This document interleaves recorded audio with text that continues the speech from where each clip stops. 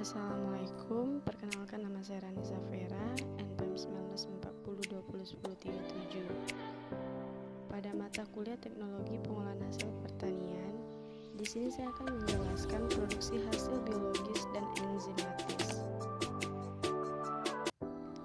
Untuk contoh produksi hasil biologis, di sini saya mengambil yogurt. Untuk tahapan pengolahannya, pertama, susu segar dipanaskan sampai suhu 90 derajat Celcius dan selalu diaduk supaya proteinnya tidak mengalami koagulasi. Pada suhu tersebut dipertahankan selama 1 jam. Apabila dilakukan pasteurisasi, maka suhu pemanasannya adalah 70-75 derajat Celcius. Jika hal ini yang dilakukan, maka pemanasan dilakukan sebanyak 2 kali. Kedua, setelah dipanaskan, selanjutnya dilakukan pendinginan sampai suhunya 37-45 derajat Celcius. Pendinginan tersebut dilakukan dalam wadah tertutup. Pendinginan dilakukan agar saat ditambahkan bakteri, bakterinya tidak mati. Ketiga, suhu mencapai 37 derajat Celcius sampai 45 derajat Celcius, maka dilakukan inokulasi atau penambahan bakteri ke dalam susu tersebut sejumlah 50-60 ml per liter susu. Penambahan bakteri dilakukan dengan teknik aseptik atau di dekat api agar tidak terkontaminasi dengan bakteri lain. Keempat, setelah ditambahkan bakteri, selanjutnya diperam pada ruangan hangat, yaitu suhunya sekitar 30-40 derajat Celcius dalam keadaan tertutup rapat selama 3 hari. Kelima, tahapan selanjutnya adalah filtrasi. Hal ini dilakukan untuk memisahkan bagian yang padat atau gel dengan bagian yang cair. Pada waktu pemisahan ini diusahakan dilakukan di dekat api sehingga bagian yang cair atau sebagian starter berikutnya terhindar dari kontaminasi. Bagian yang padat inilah yang siap dikonsumsi atau yogurt. Bagian cair berisi bakteri Lactobacillus sp yang dapat digunakan untuk menginokulasi susu yang segar. Perubahan secara fisik dan kimia.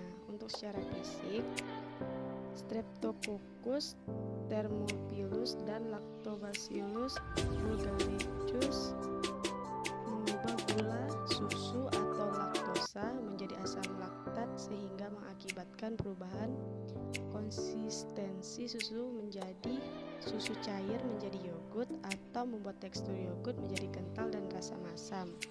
Untuk kimia, perubahan rasa menjadi asetaldehida, asetoin, aseton, dan diasetil. Perubahan masa simpan. Masa simpan susu yogurt setelah dibuka dan disimpan di luar kulkas hanya bertahan selama 2 jam. Sedangkan di dalam kulkas akan bertahan selama 5-7 hari.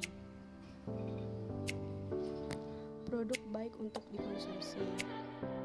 Kandungan nutrisi yogurt tidak berbeda jauh dengan susu sapi, yakni kalsium, zat besi, dan beragam vitamin seperti vitamin A, vitamin B, vitamin C, serta vitamin D. Namun, yogurt diperkaya juga dengan probiotik atau bakteri baik yang hidup di sistem pencernaan. Untuk itulah yogurt sangat menyehatkan sistem pencernaan dan menguatkan sistem kekebalan tubuh. Untuk produk hasil pengolahan enzimatis, di sini saya mengambil contoh itu kimchi. Tahapan pengolahannya, pertama, potong sawi menjadi 4 bagian, kemudian cuci bersih, tiriskan. Kedua, taburi tiap helai sawi dengan garam, usahakan merata setiap bagian, berlumur garam. Ketiga, Diamkan sawi selama kurang lebih 1 jam dan bolak-balik sawi 30 menit sekali supaya garam meresap merata. Setelah 1 jam, cuci bersih sawi dengan air mengalir untuk menghilangkan garam. Untuk pasta cabenya, haluskan bawang putih, bawang bombay, jahe, sisihkan, masak air dengan tepung meras dan gula sampai menjadi pasta. Biarkan dingin sampai suhu ruang. Setelah dingin, campurkan kecap ikan dan bubuk cabai, aduk sampai rata. Kelima, masukkan irisan wortel dan daun bawang ke dalam pasta cabai, aduk rata, kemudian balurkan campuran pasta cabai dan wortel pada sawi. Keenam, kimchi bisa langsung disajikan dengan taburan wijen. Untuk perubahan fisik, adanya perubahan bakteri asam laktat pada kimchi akan mengakibatkan perubahan dari segi rasa, aroma, warna, tekstur dari sayur, dan kadar air pada kimchi. Sedangkan untuk kimia, sel bakteri mengalami kehilangan tekanan turgor yang berpengaruh fisiologi, aktivitas air, dan metabolisme sel. Perubahan masa simpan, apabila disimpan di dalam kulkas akan tahan sampai 3-6 bulan.